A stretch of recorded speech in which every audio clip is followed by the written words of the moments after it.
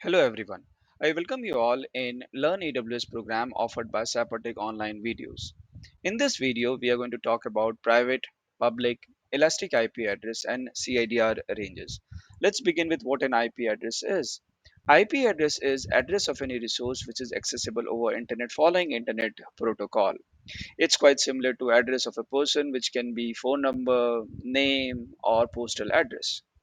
IP address is basically grouped into three different categories: private IP address, public IP address, and its elastic IP address. Private IP address of any resource is like a person's nickname, which is recognized by close relatives, family, or friends of a person. Similar to that, private IP address of a resource is used to identify resources within same network or within AWS VPC, which is having all the resources connected to each other by using private network component. You cannot access any resource over internet using its private IP. Public IP address is like mobile number of a person. People all over the world can identify or can reach a person by using mobile number. Though mobile number is temporary, it can change at any point of time. Similar to that, public IP of any resource is an address which is used over internet, which exposes applications, which exposes resource over internet. This basically means AWS assigns one public IP address to a resource. AWS assigns public IP address dynamically to a resource by using which a resource is accessible over internet. But again, public IP address is a temporary IP address.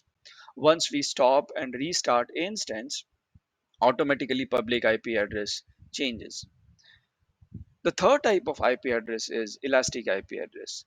Elastic IP address is like Aadhaar number or a social security number. This provides a permanent identity to a person, which does not change. Similar to that, public elastic IP address is a static public IP address. Once we attach elastic IP address to an EC2 instance, this never changes. This always remains constant and remains associated to instance. Even though if you stop and restart instance, elastic IP does not change, wherein public IP changes. Hope you got basic differences in between public IP address, private IP address, and elastic IP address. Let's see same thing on AWS Management Console. I do have one instance created as of now. This instance is having public IP address associated to it. Also, this instance is having a private IP address associated and a field which says elastic IP address is also there. Private IP address is the address which is allocated to this instance so that this instance can be accessed by other resources within same VPC. If I try to access this resource, this instance, over internet by using private IP address, it keeps rotating, but it doesn't open anything. But with public IP address, I'll be able to access application which is hosted on this instance.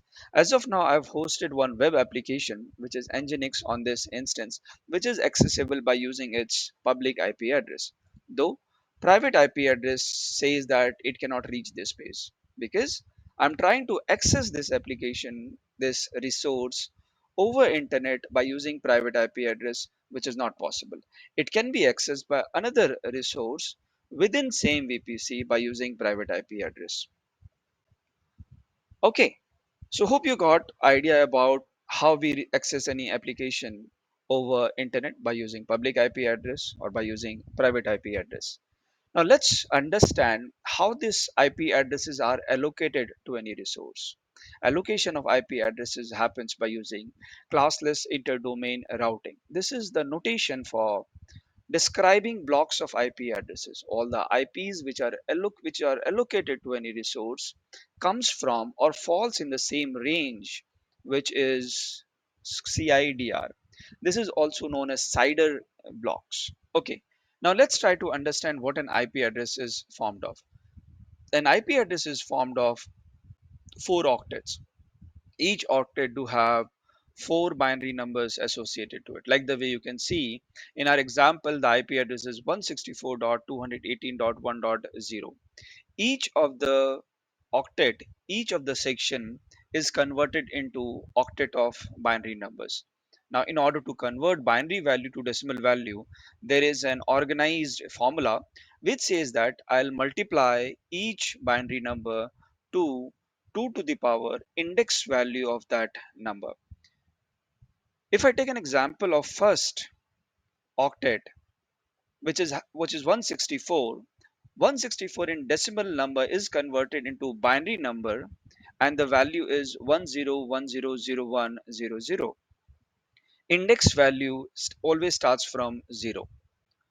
Like the way you can see here, 0 is taking 0th index value, second 0 takes first index value, 1 takes second index value, 0 takes third index value, next 0 takes fourth index value, 1 takes fifth index value, 0 takes sixth index value, 1 takes seventh index value. So index value ranges from 0 to 7. To convert binary to decimal, we multiply place value to 2 to the power index value of the number, which sums up to 164. Same is applied to each of the octet at each field there in IP address. Any of the IP address version 4 is formed of 4 octets, 4 group of 8 binary numbers. And the conversion of binary value to decimal value happens by using this formula only. Multiply place value with 2 to the power index value of the number, and as we do that, we get the binary value for that specific octet. Same thing is applied to second octet also. Another thing is applied to third octet also. Same thing is applied to fourth octet also.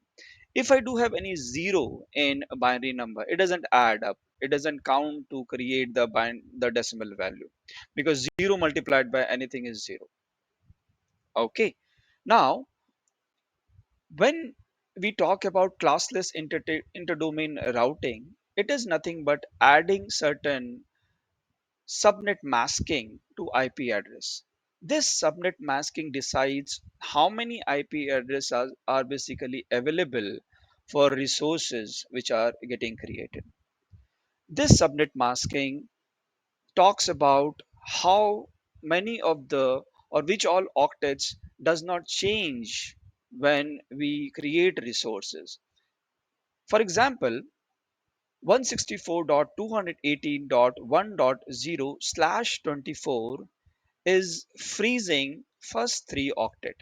24, which is 3 times 8, is freezing first 3 octets. So the value of first 3 octet does not change, only the last octet value changes. Last octet is having all zeros within it, because the last the decimal value of last octet is 0. If we flip each 0 to 1, then IP addresses count ranges from 0 to 255. That basically means that /4 subnet masking offers us in total of 256 IP address, which ranges from 164.218.1.0 to 164.218.1.255. With 255, you will have all ones at last octet. Now, CIDR subnet masking always follows certain ranges. It doesn't mean that subnet masking cannot be other than /0, /8, /16, /24, /32. It can have any other value also. But /0, /8, /16, /24, and /32 is commonly used subnet masking which gets associated with any of the IP address in CIDR ranges. With /32, we get only one IP address, 2 to the power 0, which as per our example is going to be 164.218.0.0. With /24, we are getting 2 to the power 8, which gives us in total of 256 IP address, which falls under the range of 164.218.0.0 to 164.218.0.255. Now, as you can easily recognize looking into the pattern at each subnet mask, whatever value which comes under subnet mask is subtracted by 32, and the positive value of the difference is put as an exponent to 2, and that gives us the total count of IP address. For example, slash 16, 16 is subtracted with 32, which gives us the count of 16.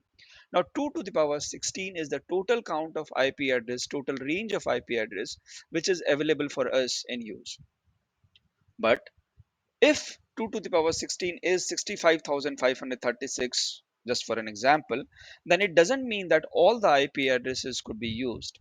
Some of the IP address is reserved by AWS for management purpose. So we do not get all the IP addresses which came out of the mathematical calculations. Though mathematical calculation says that these many IP addresses are available, but it's not. Some are reserved by AWS.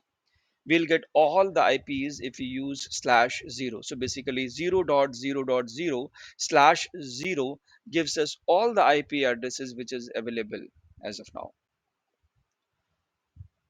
Whenever we create public IP address or private IP address, it's pretty much important to use certain specific pattern for private IP address, because if any of the IP addresses can be considered as either private or either public, then it will create a mesh.